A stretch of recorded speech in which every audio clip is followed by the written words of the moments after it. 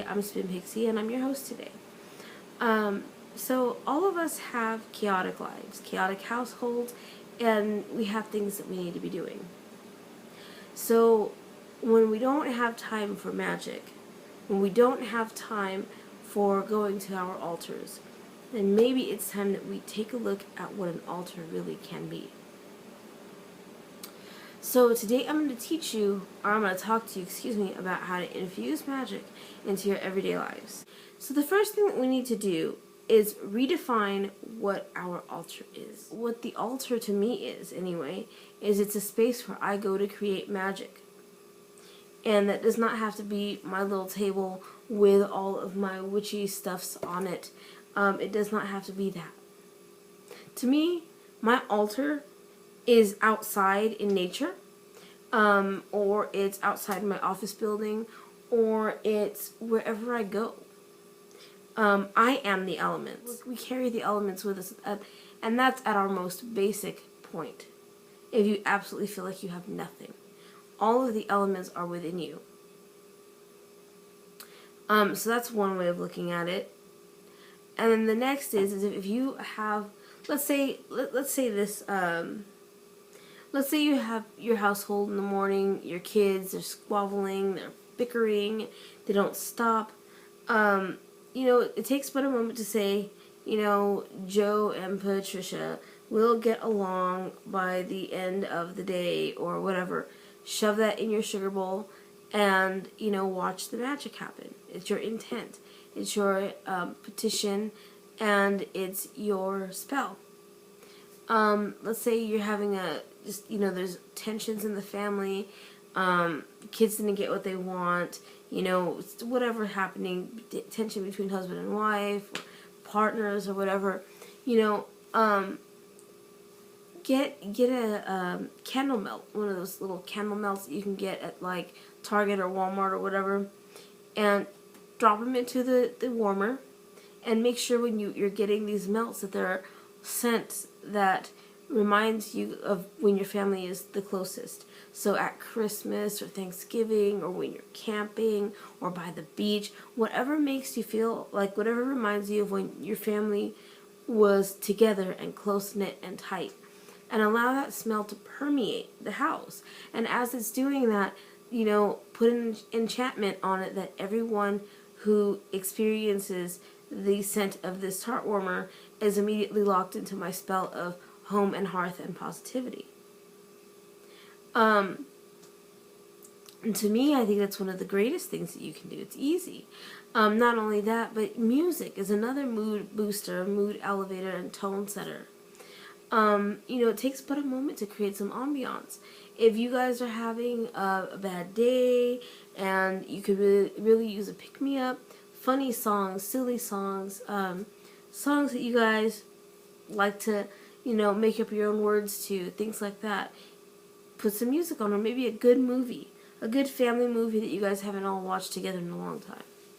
Another thing I like to do to set the mood in my home is I have an app. This is for both the Android and iOS devices, and it's called Relaxing Melodies Premium. They also have a paid version and a free version. They have a free version and a paid version. And I like to use this app a lot just for the sounds. If it's a hot day outside and I'm just like, rain, I need to think rain, I'll turn on the air, turn on my app, and I will create the feeling of rain. So there are plenty of things that you can do to set the tone in your own household to, invite a sense of magic and to invite a sense of magic and to fill your home with your witchcraft. Now, let's say that you're in an office all day, your boss is a micromanaging tyrant, you have coworkers that you sometimes bicker with or what have you. Same thing. Tart warmer, tart burner, and watch the magic work. Or if you can't have tart warmers, you can make a little positivity bottle and just imagine that there's things coming out of there, like with your crystals and maybe some water, some flowers, however you have to do it.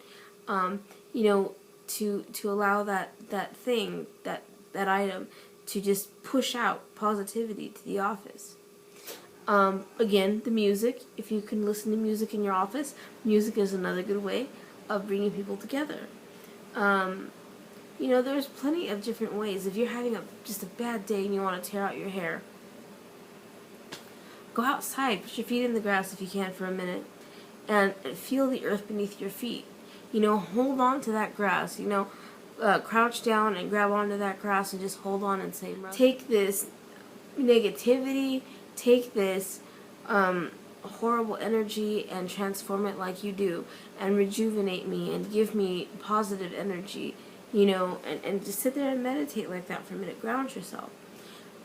Or take the sun above you as the fire to rejuvenate and rebirth and give you that driving force, that will to continue doing your job.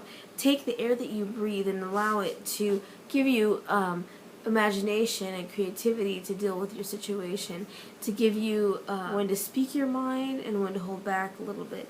You know, give that movement, to create that movement, to move that negative energy out of your office. You know, take a cup of water out there with you, and then when all is said and done, after you use the earth to ground you, the sun to rejuvenate you, the air to give you imagination and new life, take that water and take a sip.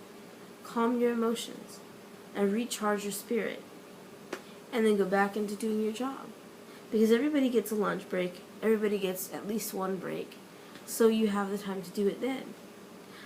Magic doesn't have to be something you fit into your life if you infuse your life with magic. So that's been my little talk on magic this week, and I really hope you guys enjoyed it and take some of what I said to heart and do the thing. You know, practice witchcraft, do your thing. You know, you have the ability to create the environment and the change and the mood that you want to see, so do it. And until next week, have a wonderful week, and I'll see you next time. Many blessings. Bye.